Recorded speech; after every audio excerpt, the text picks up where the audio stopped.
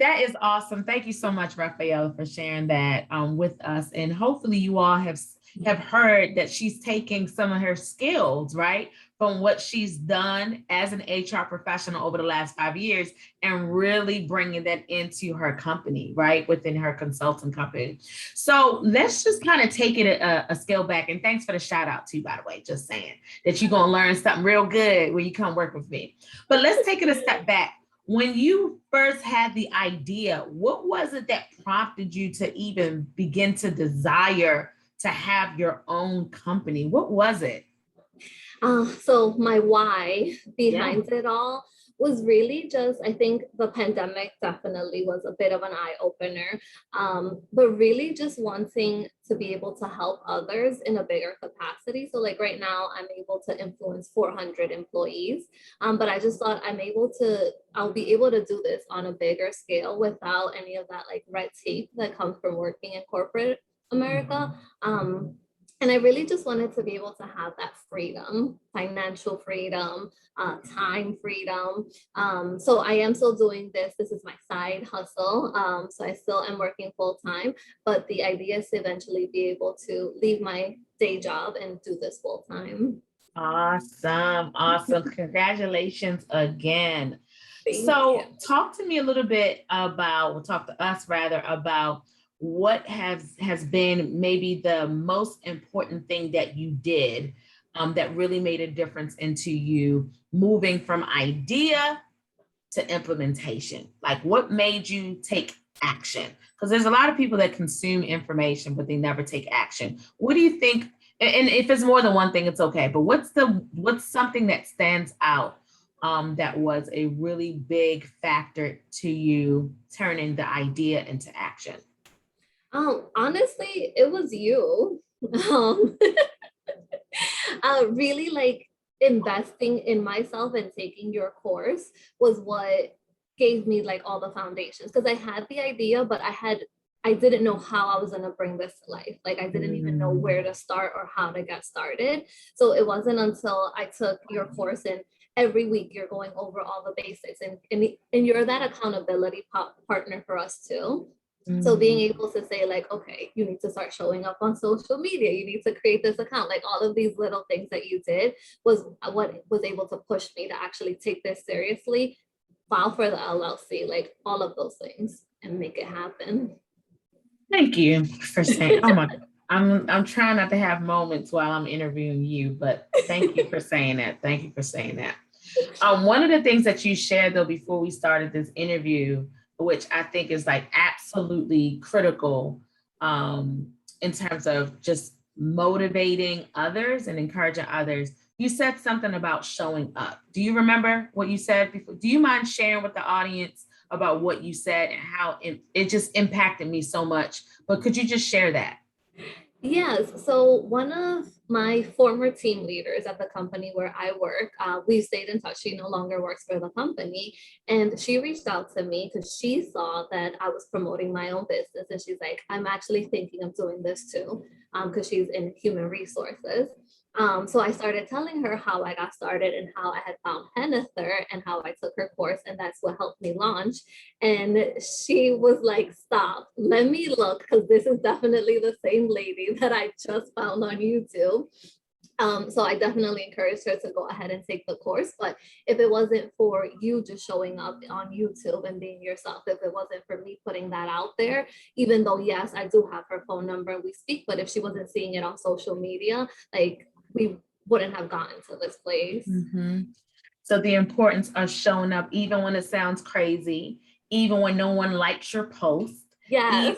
Right? Even when, because I mean, it's just, you just never know. And here's the thing, right? When we show up, when you show up, you don't necessarily see the fruit right away. But you never know who 3 months from now, 3 weeks from now can go back to what you posted. And that actually shows that you know a little bit about what the heck you're saying, even if it is old. No, seriously, right? So thank you so much for sharing that. Like, again, take Rafaela's advice to definitely show up, show up, show up. So And talk to us. Oh, sorry, go ahead. no, I was just gonna add on to that because it is discouraging. Like I try to post 3 times a week, and when you don't see the likes, when you don't get the comments, it's like, why am I doing this? But something to share with everyone. Just this week, someone reached out to me because I'm big on LinkedIn now, about a speaking engagement. And it's just like, whoa, we had never connected or anything, but just because they're seeing everything that I'm posting, they were able to search my profile, and now I'm booked. Come on, booked and paid. Yes. Yes. Oh, that is so exciting. Yeah, just because you showed up, you just, Mhm. man, I'm telling you, and I think I shared this with you all in the class, but I mean the speaking opportunities, interviews, those are like one of the best ways for those that are not like shy to talk, right? Because I get it, it doesn't fit everybody's personality, but I'm telling you, that's a really great way for you to showcase your expertise and to get more clients because you Mhm. just never know who's going to be watching, especially in this virtual space. It's the gift that keeps giving. So that is awesome. Are there any other wins that you want to maybe share with the audience? That's definitely a win. Yeah, so that's like super exciting, and I just found out this week, so that's super exciting. And I just think like the whole idea of networking as well is super important because through networking, I was able to get one of my biggest clients working on something international as well. So it's just huge about networking because you don't know who you know that'll be able to speak about you. And I think that's the bigger thing too, Yeah. surrounding yourself with people that are actually going to speak great things about you when you're not in the room. Oh, that is awesome. Jeff Bezos says that your brand is what people say about you when you leave the room. You Mm-hmm. know, so keeping that quote in mind, having that accountability, I think what you said is absolutely key, right? Because Mm-hmm. those accountability partners are the ones that's going to be talking about you too, and vice versa, right? Real, vice versa. You want people that know what you do and that can speak about you and for you as an ambassador. So, Mm-hmm. in keeping along with that theme about networking and people around you, right? How important is it for you to have collaborations, right?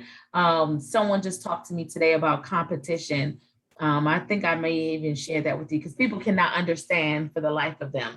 Why would you teach other people how to start HR companies? Wouldn't they be your competition? I'm like, no, there's enough out here for all of us, right? Mm-hmm. So keeping that in mind, could you just share with the audience about the importance of you shared about it about networking, but just in terms of like collaborations versus competition. Any thoughts around that? Yeah. And I'll quote my boyfriend, he'll be super excited about this. But when I first was thinking about launching my business, he was like, go for it. Like, yes, there's a lot of people out there, but there's enough money in the world to go around. And I was like, okay, maybe he's not crazy. And then I started speaking to you, and you started saying the same thing. And I was like, all right, I guess I should listen to him once in a while. But it's so true. Like, he has his own business and he's huge on collaboration as well. And he's like, okay, I can't do all of this work on my own. I need to be able to, I can help someone out when they can't do it, they're gonna do the same thing for me. And I think that's huge, even like being able to start working with you now. There's certain areas that we all have specialties in, and we can't do everything. So why are we gonna try to hoard all the work for ourselves and not be able to do it properly when we can actually share with someone else?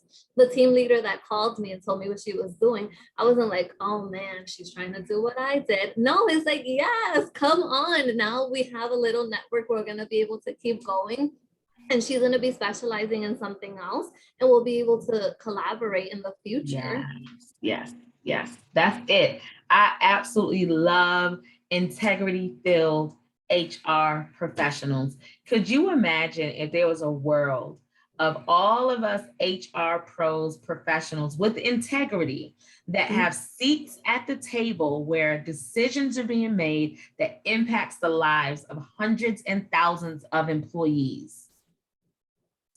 what would really happen? It would be such a better workplace for everyone. For everyone. Where you have HR professionals that are not afraid to be bold because of the fear of losing their job. And stepping out on your own really gives you that power, because there are many times as HR professionals, you want to say something, but you're like, daggone it, my payday is Friday. Let me hold my tongue, right? But when you have your own business, that's one of the things, right? Listen, you get to say no. Mm-hmm. You don't have to say yes to everyone. So one of the things I love that you said is that you are still working full time, right? And then you've also started your company, I don't even say side hustle anymore, but you started your own company while working full time, right? Mm-hmm. What are some of the things that you've been able to enjoy since doing that? What are some of the things that you've been able to enjoy in your business that you haven't enjoyed working at your job? I really think it's, again, going back to like freedom of being able to decide what I'm going to work on, when I'm going to work on it. And even like the freedom of expression with the content that I put out, the topics that I'm thinking of talking about, the audiences I'm engaging with. So I think that's probably been the most fun. I don't look at it like on my days off or after work. It's not like, oh, I gotta go work on my business. Like, I'm actually excited. Like, I get to work on these different things, working on content to put out. So yeah. Awesome. Well, listen, I'm just having a really great time, but I know I don't want to take up all of your day. Before you tell people how to connect with you, how to find you, and more about your HR company, could you just share is there anything that you would like to share, rather, any nuggets about what HRpreneurs should be doing, could be doing, just anything you want to leave with them? I think the biggest thing, if you're thinking about launching your own company, go for it. Whether you're gonna be stressed out because you're gonna start this on the side, just go ahead and do it, because you don't know where you're gonna end up in. And I think the biggest thing is just always remembering your why when you do get stressed out, because there will be those moments. But as an HRpreneur, the whole reason is you're here advocating for employees, no matter what region or sector, industry you're working in. Like, that is also part of your why. So just making it fun. I love it. And how can people find you? How can they stay connected with you? Yes, so I am on LinkedIn, Rafaela Estrella. I am on Instagram as Estrellita Consulting. Also, my website is estrellitaconsulting.com. Thank you so much, Rafaela, for joining us today. It has been a pleasure, and I'm just so excited for you. And I know I've said this to you before, but this is just the beginning. I know it without a shadow of a doubt. So thank you for meeting with us today, and I will talk to you soon. Thank you for having me. Bye.